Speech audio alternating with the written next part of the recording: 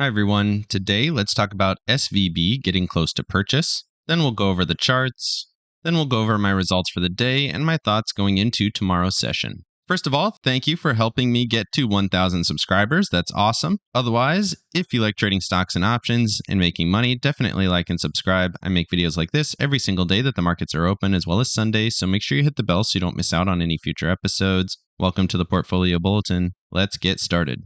So news came out that SVB is close to getting purchased, and this really spiked the market. So this came out here at 1 p.m. Eastern time, and we'll take a look at the charts, but the markets reacted very strongly to this. And you can see here that they're really talking about the wealth management part of SVB. So the main bank part is being managed by the FDIC under a federally controlled bridge bank. But the private banking side has about $15 billion in assets under management. And it seems like that's going to be purchased as soon as Monday. They say there's lots of bidding that took place and that there was substantial interest from multiple parties. So moving over to the charts here, starting off with the S&Ps on the 4-hour and the daily chart, you can see big red candle. We expected that. We rallied pretty aggressively into the early session, which was surprising, but then we sold off very strong, took out the lows, and then threw a wick to that level here. We also touched the 144 EMA on the daily chart. Still looks bearish, but surprisingly, we still had a green momentum here on the daily chart. 4-hour momentum still bearish. But moving over to the 15-minute chart, you can see just how aggressive this reversal at the end of day was. So we're waterfalling off. Everything looks good as we expected it to. And then we bottomed here at 391, threw a wick to the downside, and then reversed very powerfully all the way up to almost 395 within just a few minutes. Ended up being a wick.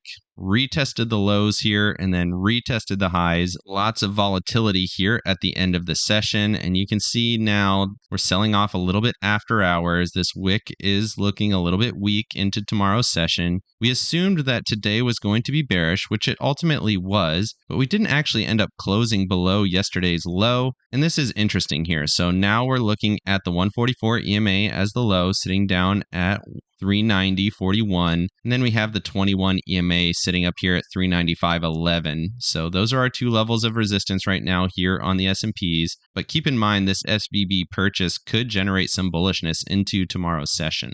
Moving over to the NASDAQ, similarly here on the 15-minute and 4-hour, you can see we bottomed out here at around 307, had a huge move to the upside. In just 15 minutes, we were all the way up to almost 309, and then we ended up throwing wicks all the way up to 311.36, which pretty much reversed almost this entire down move here off of the 200 SMA. So lots of volatility again. We're still above the 200 SMA. Still a slightly bullish day compared to yesterday. This gap up certainly was surprising, and I thought we would be looking closer to that 341 level. But I guess the NASDAQ has a little bit more resilience here, and that SVB news is helping prop up the markets here a little bit. And we do have to be hesitant looking at the bear side going into tomorrow's session. Moving over to the Russell and the Dow on the hourly chart, you can see the Russell was much weaker. We took out those lows and sold off. We ended up taking out these previous lows as well, but we finished pretty much right on them after that reversal. You can see similarly to the S&Ps and the NASDAQ, we threw wicks to the downside, reversed very powerfully back up above the support levels, and now we're rallying a little bit into the after hours here. So we are rolling over, and we do have to keep that in mind. But this reversal here at the end of the day was pretty powerful and very fast under lots of volume. So keep that in mind. Similarly here on the Dow, made new lows, threw wicks to those lows, and then reversed very powerfully up to 322. Still looks bearish here, but we are seeing some buying happening at this node of higher volume down at this 318.51 level. Moving over to Apple and Tesla, you can see Apple doing very similar things to the NASDAQ, made a new high, touched those previous day's lows, and then rallied into the end of session, bouncing off of the 55 EMA on the hourly chart. Moving over to Tesla, almost the same thesis, got very close to the previous day's highs, took out yesterday's lows, and then bounced into the end of session off of 55 EMA. Momentum stepping into slightly less bearish territory. RSIs still say that we're moving lower here, but it wouldn't surprise me if we got a little bit of a rally on both of these early in tomorrow's session. Moving over to Alphabet and Meta here, Similarly, Alphabet is holding up strong. We do have a little bit of a double top here, but we didn't take out yesterday's low, so Alphabet looks a little bit stronger, which is pretty much the same thesis here as Meta continues to rally. Got a higher high here today and a higher low. Looks strong going into tomorrow's session. Momentum looks slightly weak on both of these. Might see a little bit of a dip early in the session. RSI's pretty neutral. Lots of volume at the end of day though, which indicates to me we might see a little bit of a bounce going into tomorrow's session. Both of these charts are still respecting the 21 EMA here on the hourly chart. Moving over to consumer staples here, you can see we fell off a cliff pretty far. We're not testing those previous lows yet, so we have a little bit of room before we completely lose support.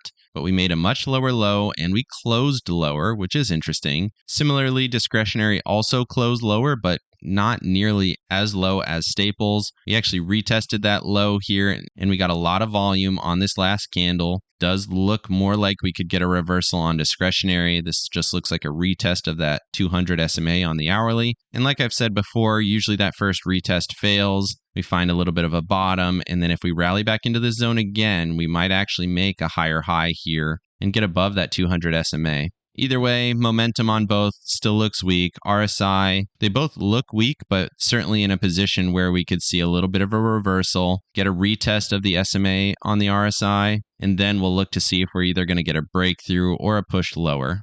Moving over to transports, as you would expect, we got a lower low. We tested that level that we talked about yesterday, the 215 level. Found a little bit of support here into the end of day. Daily momentum, bearish. 4-hour momentum, bearish. So we should expect the Dow to move lower, but the Nasdaq still seems to be finding some support, even though the transports continue lower here. Moving over here to semiconductors, this is probably why the Nasdaq is still so strong. You can see semis rallying very aggressively, making new highs, gapping up, looking for resistance up around 265, so a couple dollars higher from here. Looks very strong. Both MACDs look bullish, both RSIs look bullish. Semis look like they're going higher in tomorrow's session. Moving over to yields here just for a moment, I want to talk about the fact that yields have been consolidating and they're actually closing very close to the lows. And they're in a position here where it looks like the 2-year and the 10-year could be breaking down. And if that happens, that should be bullish for equities, especially small caps and growth and the Nasdaq. So keep an eye on this. Looks like the 2-year is looking to break down. 10-year still at a support level, but certainly is looking weak. Momentum on the 2-year, very weak. Momentum on the 10-year, pretty neutral, but looking bearish. Both RSIs, however, look weak going into tomorrow's session. Moving over to the dollar here, we're still seeing that downtrend, but it looks like we found a little bit of a bottom at the trend line that we talked about yesterday. Looks like a bottoming tail, looks slightly bullish going into the close. Didn't get a step down on the daily chart MACD. You'd like to see that before we start to move higher, but 4-hour momentum looks pretty bullish. 4-hour RSI also looks bullish. We were very oversold and we're stepping up higher here now. You would expect this to be at least a short-term bottom. Maybe we come up, retest this 103.64 level. Maybe we get a deeper pullback to 104.41. That would be interesting, but I would expect at least 103.64 to happen in the short term. Looking at JNK here on the 15 and the 1-hour chart, you can see we sold off really dramatically throughout the session. Didn't get nearly as much of a rally, almost a double top looking pattern, but sold off really strong. Tested the 55 EMA on the hourly, found a bounce and moved higher. That's the 200 SMA here on the 15-minute chart, and you can see how bullish this was into the close. So keep an eye on this. Does look like we're getting a bounce into tomorrow's session. This sell-off was a little bit short-lived. I thought once the IWM broke down that we would see a pretty strong waterfall sell-off into the close, but then we had this double bottom and it looks pretty strong going into tomorrow's session.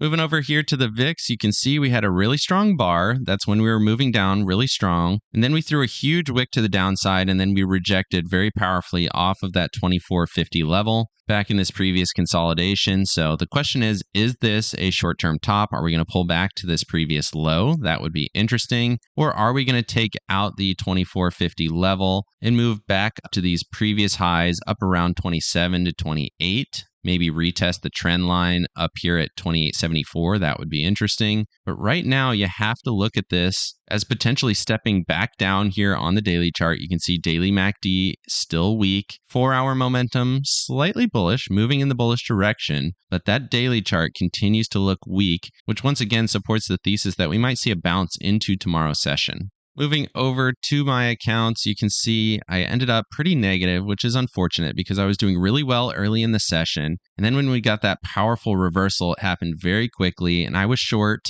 Of course, the market was moving down pretty strongly. And then once the market reversed, I got caught in those short positions and I wasn't able to close them at very good prices. But otherwise, looking at my positions here, I still have that put here in Google. I'm pretty much willing to hold this till it goes to zero. I think Google might roll over a little bit, does look extended. But like I said, I only risked $50 here. And then I picked up some IWM covered calls for tomorrow's session. Does seem like we're going to get a bounce into the early part of the session at least. Also, today was the dividend day for the IWM, so buying those shares ensures I will get the dividend, which does prop up my account at least a little bit. And then looking here at the Qs, I have a 308 put, which isn't a small loser here, but like I said, the NASDAQ continues to hold strong, buying the stock around 307, which was the low of day today. Doesn't seem like too bad of a purchase. Of course, we can reassess this depending on what we see tomorrow, but right now everything looks a little bit bullish despite the pretty large down moves that we had in the midday.